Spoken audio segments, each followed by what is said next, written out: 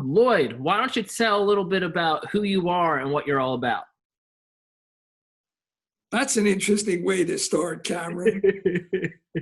I assume you're talking primarily about entertainment, sports, and literary law. Just give an introduction about who you are so that, when people are listening, they know who are. Right. So basically, I am an entertainment attorney, and I have had the privilege and to be blessed to have managed a few well-known celebrities in my day. And I specialize in an area of law which is kind of concentrated in the representation of God-given talents, whether you sack a quarterback, produce a recording, rap, write a book, do a movie, whatever is creative in the creative arts. And I got into it in a very weird way. I don't think 50 years ago one could have conceived that there was a field called entertainment and sports law. And so I went to Penn on an ROTC scholarship, went to law school, served with what I like to think was just wonderful time in the military as a Army lawyer doing criminal justice, and then playing tennis for one of the Army teams, and thought I died and went to heaven for about months. And a little thing called the Cuban Missile Crisis hit, and all my work changed rapidly. It was the 13 days of uncertainty and insanity where, believe me, the world thought we were all going to come to an end. And as a consequence, at the time, Secretary of Defense McNamara formed this little elite contract law procurement area where we started to make purchases for Vietnam and everything. And so I never touched another tennis racket for all the years I was in the military, went on to work for the Department of Defense. And probably, Cameron, you're thinking, yeah, well, what does that have to do with entertainment and sports law? Yeah, I'm waiting for it. The answer is very often in life takes you, you don't take life. Yeah. I came back thinking I would do corporate and SEC law and maybe some litigation. And I had written a little book about government contracting. And so a friend had a young man who had a problem. And he asked me if I would at least speak to him because I had done a book on contracts. Yeah. That it was.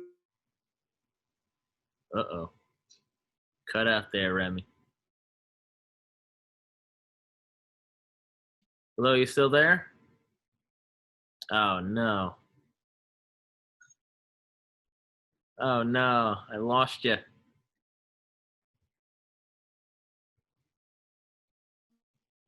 Come back, Lloyd. Oh, You still there? I lost you for a second. No, I'm here. Okay. Can you hear me? I can hear you now. Okay, where was I? So you just talked about the little book about contracts. This was. So what happened is basically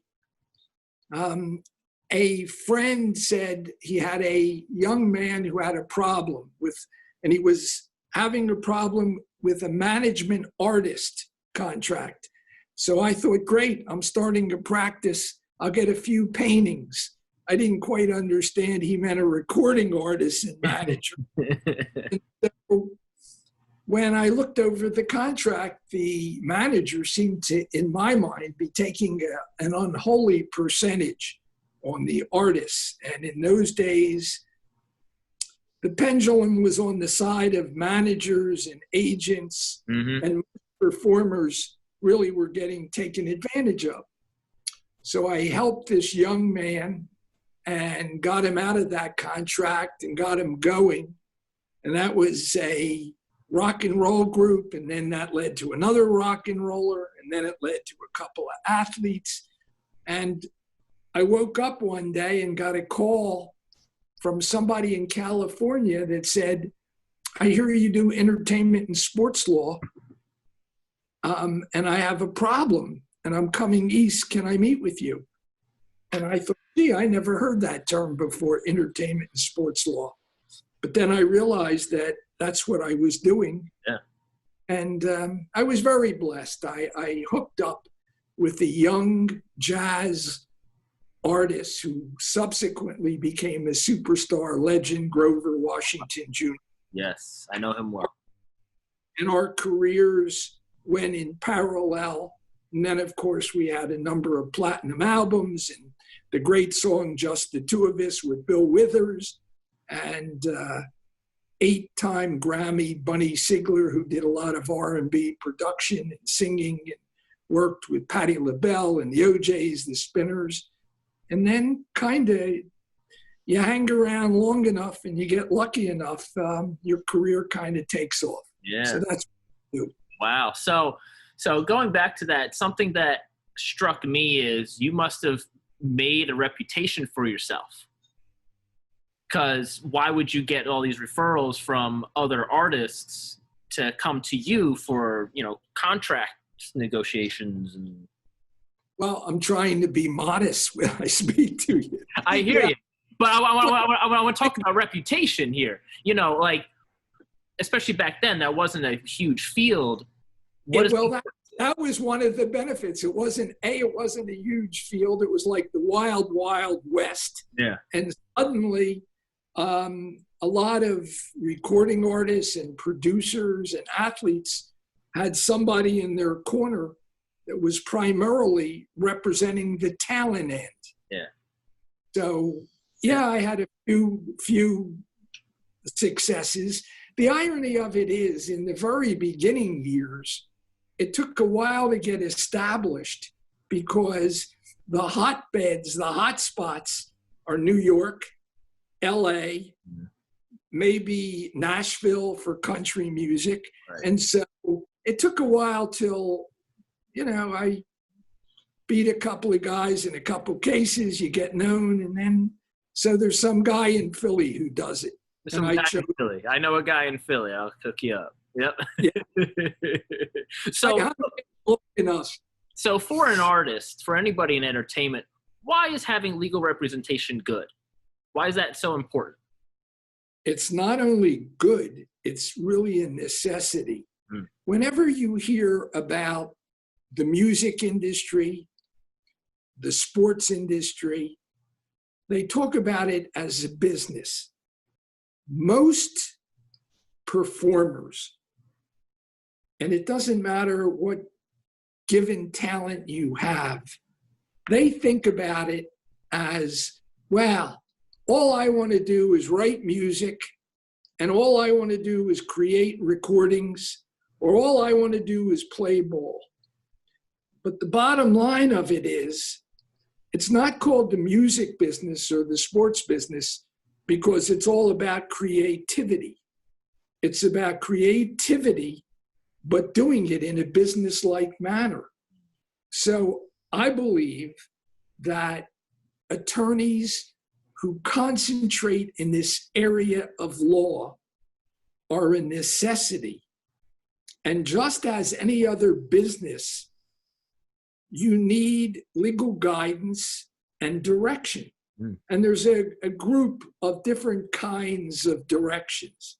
There are entertainment lawyers, and then there are the nuance of management, and then there's the nuance of agents who book gigs, and promoters and record companies. And to make it very simplistic, if you are starting out in a career, think of yourself, and I'm just using this as hyperbole, think of yourself as an apple pie, or think of yourself as a cherry pie. Go ahead. So you have 360 degrees, and you're the artist. So you're going to eventually take a slice of the pie, 15% of the pie or 20%, and give it to a guy with initial M, the manager. Yeah. And we'll get into the duties if you want to know about that in a couple of minutes. And then you take another slice of the pie, 10 or 15%, and put an A in there. That's the agent. Then you take another slice of the pie and call it an esquire or a lawyer who takes either a tiny percentage or charges by the hour. And then you take another slice and you have PR for public relations. And then a big slice comes out for the record company. So about that time, the artist says, holy geez. I have nothing. I've got a little slice of this pie. Well, the name of the game is to make sure that the people that are taking the slices do what they're supposed to do so that the whole pie has a lot of value. Yeah. And so I have found that the entertainment world, everybody is fairly glib. Everybody can talk the game. And it's a very, very dangerous business for young people aspiring to, quote, all I want to do is get my music out there. Well, there's so much more to it than that. Now, do you see that there's like a understanding? Because a lot of times you have big time Grammy winning artists and, you look up their net worth and they're worth so X amount of $1 million. Are those deceiving numbers? Or is this, they just had a good? It's, well, that's an interesting question. Yeah. And it's not unlike any other business. There are, you know what? Let me picture and draw for you a triangle. Okay. And at the base of it, have you ever shot hoops in your life, basketball? Yes. Okay. Anybody who hasn't, almost everybody has. So at the base of the triangle, there must be 5 million people that have played 21 or horse or shot a basketball. So let's go up a little bit on that triangle.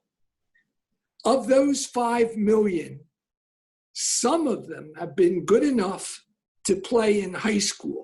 So they're the big man on campus and everybody looks up to them. And there's maybe 500,000.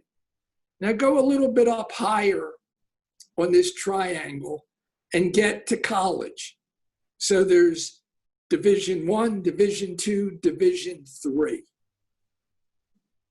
And there might be 25,000 good college players. Now go all the way almost to the apex of the triangle, and you have a few hundred who are good enough to play in the NBA.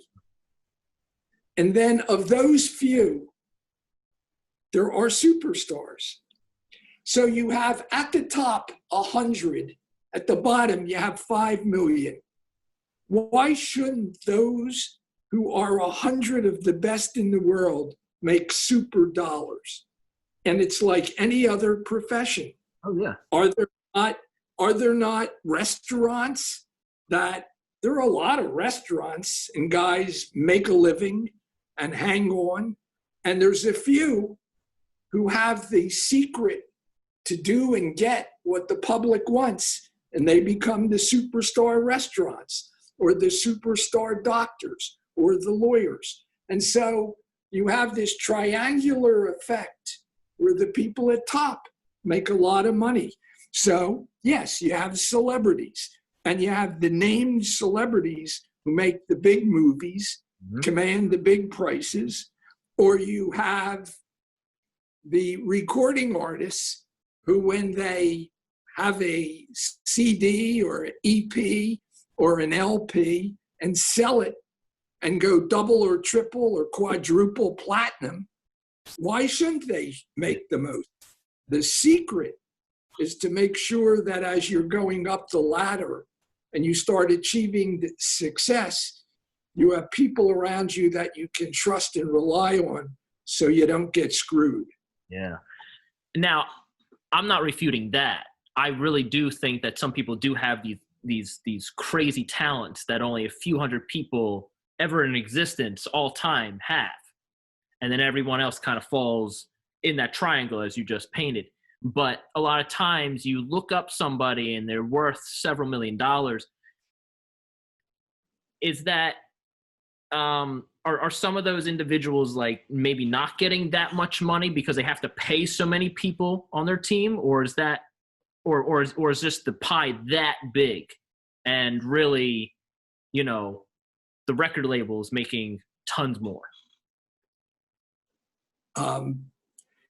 It's almost any other business. If you own the business, You make the more. CEO, the owner of the majority of the stock, Yes. the ones who run the record industry and take the entrepreneurial chances and invest money, make the cream, and they get paid that way.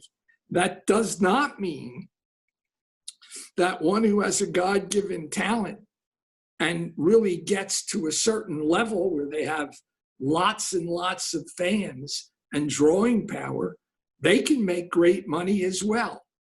The question is, it's a difficult area because people sometimes, when they make it, whatever that word means, there's a tendency to overload and try to keep up with everyone else. So, do you need 7 cars? Do you need 4 houses? And not pay Uncle Sam his share? There's a tendency for people who make a great deal of money very, very quickly because of a talent. They seem to forget they can lose that talent. There's a limited, finite period of time. Best example is a football player. Yeah. If he comes out and he's drafted in the first round, he is coming from a situation where suddenly, at a very early age, he gets a great deal of money. How he uses that money or saves that money or spends it all is a function of having people around you who have the experience and the ability to understand that it doesn't last forever. A ball player might have 3, 4, 5, 7 years, usually, within which to have good earnings power. And if you're smart and you invest it, it's like anybody. At your age, even though you are probably just starting out and money is dear and money is tight, if I were to say to you as a financial advisor, you should be putting away some money and saving it for your retirement, I would hear the whole story about I've got student loans, I'm not making anything, how do I do it? I'd simply say, oh, well, maybe you should buy 2 less beers a week and save that $5, because $5 compounded over years can be $30,000 or $40,000 by the time you retire. And as you start earning money, if you get into the habit of taking a little piece off and putting it away, then your kids will have a swimming pool and college paid for and all the good things. Yeah. If you waste it and use up every cent, you will be what you will be. Now, I am very lucky in that I did start a Roth IRA, and I am investing into my retirement. But it is very hard, especially coming from my age, thinking about 40 years from now, or even 50 years from now, depending on who it is. But yeah, it's really interesting because a lot of times you don't know when that opportunity can happen.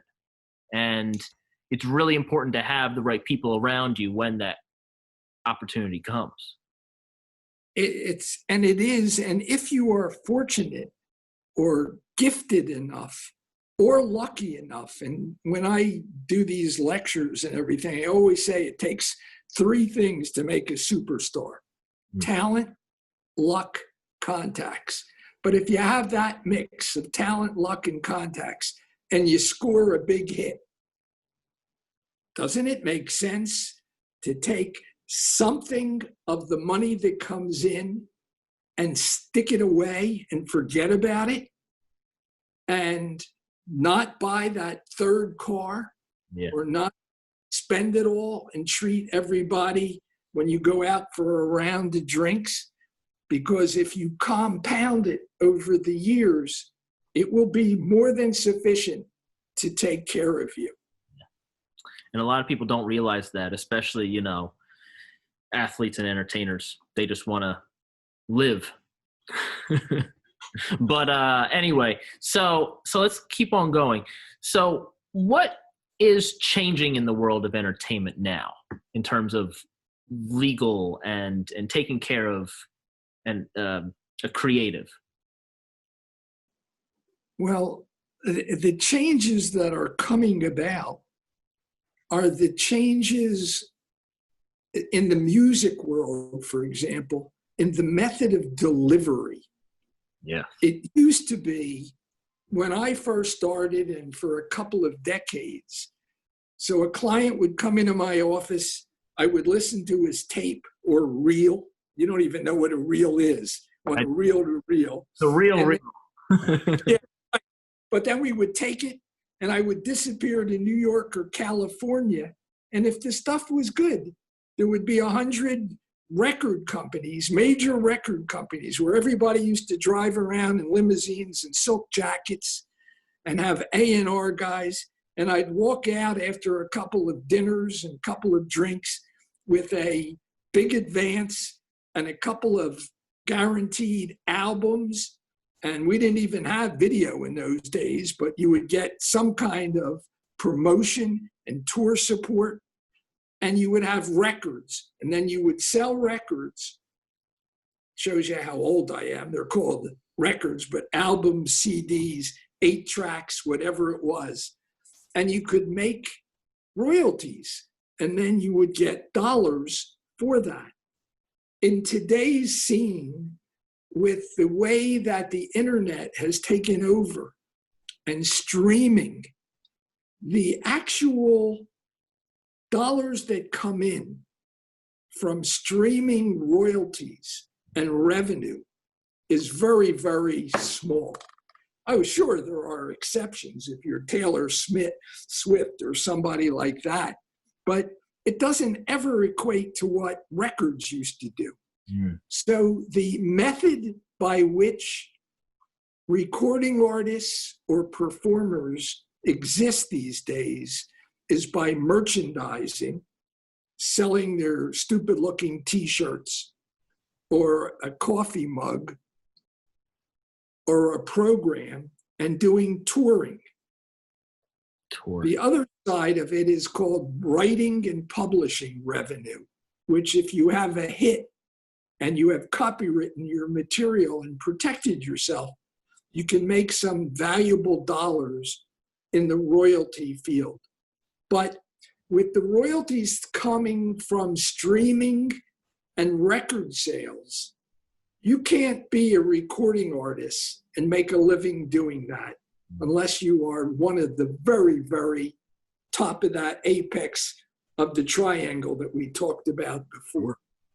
And so each day now, there are more platforms of content being delivered in ways that 10 years ago, 30 years ago, were totally unknown.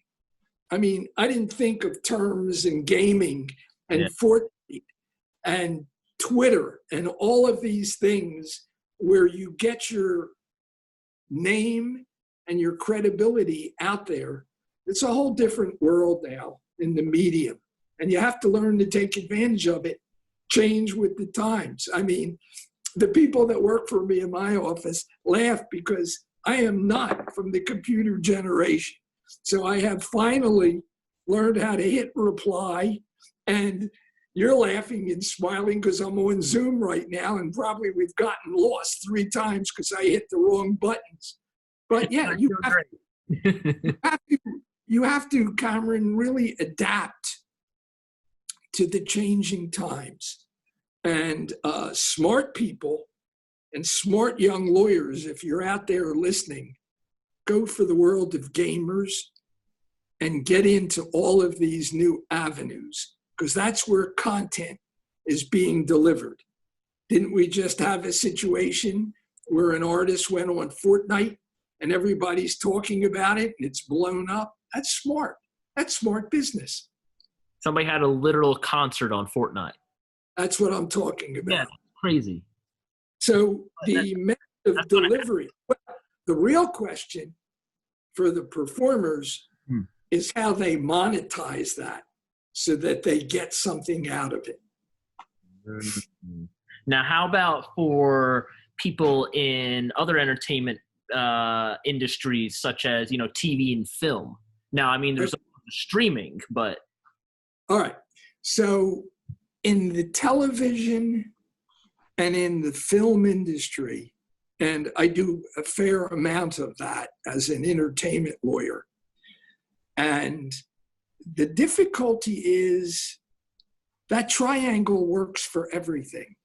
If you think it's hard for a basketball player to get to that apex, picture you writing a script and being, I don't mean you, Cameron, you, any individual, relatively unknown. And then you say, Eureka, I have written the single greatest script in the world. And all I want you to do, Mr. Remick, is take that script, go to a studio, have them invest $20 or $30 million and give me a lot of money on my script. Well, there must be 300,000 people trying to get in the door of a few studios. Now, we're not talking about during COVID-19 because everything has been shut down. Yeah. So books, movies, music, all of it has been really put on the burner. But in a normal, everyday world, what you use entertainment lawyers and or literary agents or agents for is trying to take your product and get it into that sacred deal where somebody says yes. Easy to do? No. The numbers dictate against the very yes. And I have learned, and every one of my clients has learned, everyone without exception, somewhere that famous word called rejection. You must get to understand. And I've represented some people who are done very well, and a couple of people, like some very fortunate football players who've done very well. Do they complete every pass they throw? Hell no. Does everybody win every game or every fight that they're in? The answer is no. You must learn that rejection simply means, and I know I'm sounding like I'm lecturing to you younger guys, but I love it. It really means rejection is just something is wrong. Change up what you're doing. Maybe you don't go head on through the wall. Maybe you try to go around the wall, but you go and you keep moving, you get up again and you keep fighting to get to where you want to get. Yeah. That's how you succeed in life. How you do it. So that's all great, but with COVID-19 and everything kind of shut down, there's been a lot of talk about what's going to happen once we all come back. Do you see, things going away and other things coming, like a new change, a new adaptation on what you've been doing? What's coming up? Well, I kind of missed the fact that I don't have a law office. Yeah. You can't get in. All of our offices, I'm in Philadelphia, so my law office is shut down. So we're now doing conferences half the day with Zoom. Yeah. But to be serious for a second, I do think there are going to be some major changes for a while. Obviously, when somebody starts to make it, their dream is they might start out going to a bar, performing a gig, getting a 6-pack and selling a few tickets and thinking that $100 or $200 is, well, not the holy grail, but it starts. And then you get a little bigger, and then you go to another one, and then you end up playing in stadiums. Well, so much of that is going to change now. I don't see you're going to have all those mash pits and everything with people on top of each other until somehow they find a vaccination or something and this virus disappears. And I mean, you know, if somebody were really a prognosticator, do I think it's 6 months to a year that everything will be back to normal? No, not really. I think touring, which was the major form of income, is going to be severely restricted. I'm going to save money because I'm now looking on Zoom at my hair in the back and I'm thinking, wow, this is like 50 years ago when I had hair down on my shoulders when I was doing rock and roll. But maybe I'll save some money on that. But to be serious, it's things are going to be different. Very. Even Hollywood and all of their production has been shut down. So as difficult as it was to place a script before, it's going to be that more difficult now. And if you notice, you're seeing a lot of repeats on television. However, and that's what's so interesting in life, when you shut some doors, other doors open. Look at Netflix right now. Look at Zoom. I don't know that 6 months ago I had ever heard of Zoom or knew what it was. I'm now relying on it. You're relying on it. So there are always other avenues. There's always other directions. There's always ways to walk down other sides of the street to keep going and performing and doing. Yeah. Like I know on my end, being an actor, usually for an audition, it's always in person, always in front of the casting director or producer or whatever meeting it might be. Now it's all digital. Now they always ask you for a self-tape. So that piece of the script they want you to read, you have to recreate it. You have to film yourself saying those lines with a friend on Zoom speaking the other person's lines and you emoting on camera. But even that can be of benefit to certain actors who can shine by emoting. Oh, I totally agree. Yeah. But all I'm saying is, as bad as things are, you just keep moving forward, and eventually things will hopefully pass. Yeah. Or there will be a new normal that you structure your life against. Yeah. Well, I mean, picture baseball, basketball, and football, which are the cream of the elite of earners. Look where they are right now. And, you know, they're talking about playing games without spectators. That will have real consequences because not only, well, first of all, it's going to cut down on the actual revenue that is generated. Right. That revenue will not only inure to the detriment of the team owners, it will hurt the players. Because when they do their collective bargaining agreements and they are negotiating, you're talking about looking at a pot. Well, if the pot is half full, everybody has to take a cut. Yeah. In your world, I mean, we are seeing things that were unheard of just a year ago. Some of the major agencies of all of the hotshot agents and everything that you had to kowtow to get in the door. Some of them are no longer there. Yeah. Some are furloughed, some are fired, and everybody is taking a haircut, figuratively, on the amount of money they are making.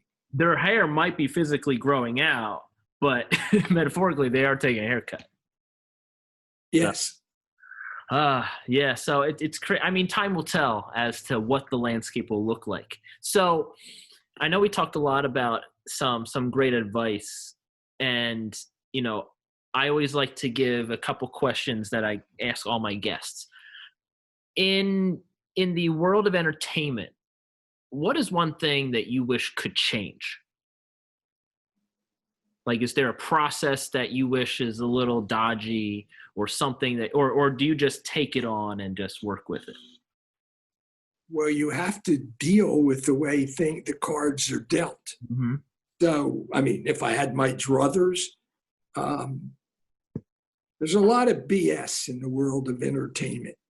And it's like, I think in this crazy way, the way the world is changing, if we can learn from it, there might be a little bit less of some of the people you have to deal with in the power structure feeling somewhat more vulnerable. And maybe that'll bring them a little bit down to earth. You're an actor. You know exactly what I'm talking about when you try to get in the door with the agents and the power players, the people that can make the decision. For a number of years, when I was a young, somewhat struggling entertainment lawyer, I was always trying to get people to listen to me. Now I've at least gotten to the point where people pay attention. First of all, you never know if you're calling because you're going to sue them, but they pay attention and they listen now. But to directly answer your question, I'd like it to be a little bit more straightforward with a lot less game playing and power appearance. Yeah. And I think, bluntly, I think these next couple of months is going to change some of that. People will now feel vulnerable. And vulnerable is a great thing, even though a lot of people might be afraid of it. Being vulnerable kind of puts everything on a level playing field. Yeah. Yeah. Especially in the fast-talking world of entertainment. Yes. Yes. Now, that's one thing you wish could change. What is one thing that you love about what you do?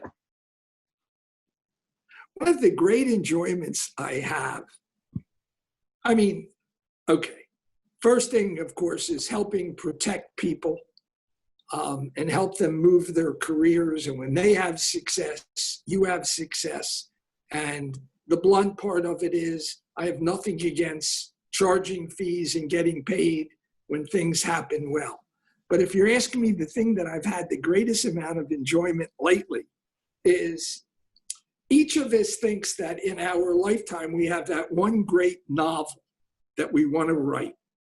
And so a number of years ago, I had this concept to write a crime lawyer novel about an entertainment lawyer who has got the world at his feet. And then one day, a very sexy, beautiful lady comes in and she is going to be managed and going to sign with a recording company that is crime controlled. In return, they're going to make her a superstar. And so the title of the book, I'll give it a plug, is 2 Times Platinum. And bluntly, for those of you who are in anything in the entertainment world, it not only has sex, drugs, and rock and roll, there's a lot of teaching in it from my professor days when I was trying to help my students learn how deals are really done. So I decided to write this novel, and I literally, and I'm being literal, from 12 to 3 a.m., 5 nights a week for about 9 months, set aside the time to try to do and write my novel, which I hope will be a movie. And I know who I want to play in the movie. Oh, great. So I finally got it done. And then even being in the literary world, I started the process of sending it to publishers. And I thought, boy, everybody's going to jump over dead to get this. And I started getting, what's that famous word I used before? Rejection.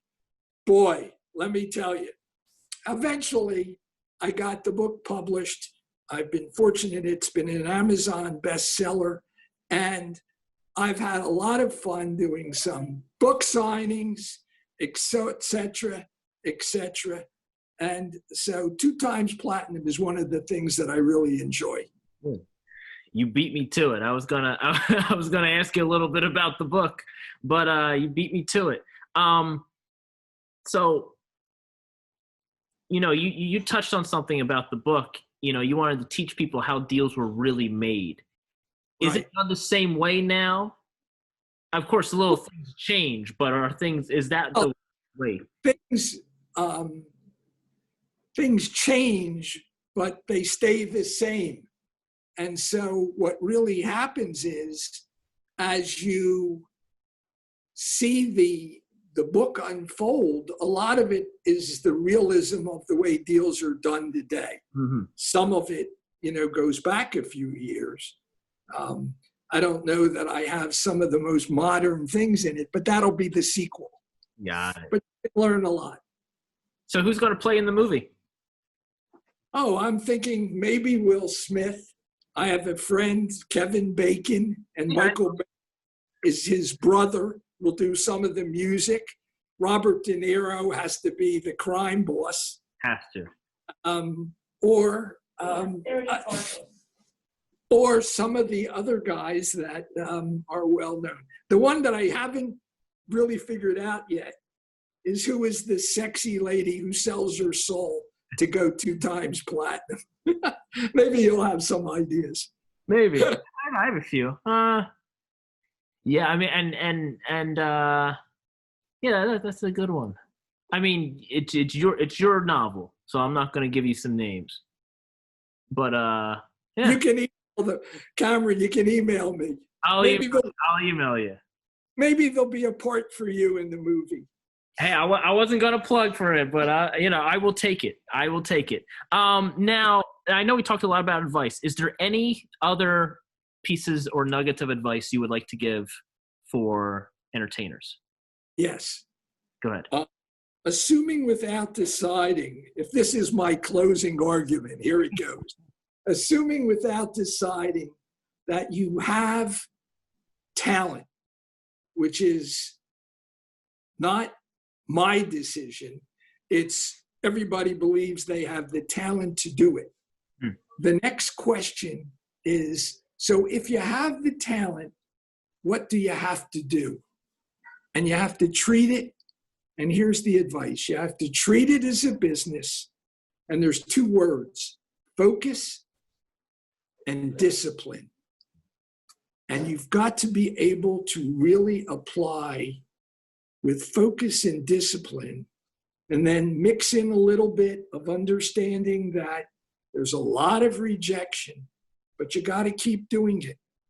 And if you get knocked down, you get up again. I don't mean to be trite, but you got to just keep pushing. And it makes sense to have people around you who you can trust and know a little bit more than you do, at least in the beginning, about the way these deals are done and how to take advice. That's my bottom line. That is it. That is the bottom line. Cameron, it's been a pleasure. Thank you for me. Where can people find you? The easiest way is, if they want to get a little information, they can go to my website, www.zane, Z-A-N-E,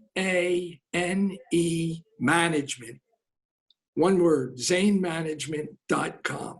That's my website. And if you want to email me, I get so many emails, but I try to answer them all. It's Remick, R-E-M-I-C-K, at, I'll say it and spell it, braverlaw.com. B as in boy, R-A, V as in Victor, E-R-L-A-W, braverlaw.com. Great. Cameron, it's been a pleasure. And I want to thank you. Let me know when this thing's coming about. Of course. And yeah, all the best to you. Stay safe, and I'll catch you on the next one. All right. You got it. Stay well, man. God bless. Thank you. Hey guys, thanks so much for listening to the podcast. If you got any value from this, please share with a friend and make sure to subscribe so you can listen to every new episode. All right, have a great day.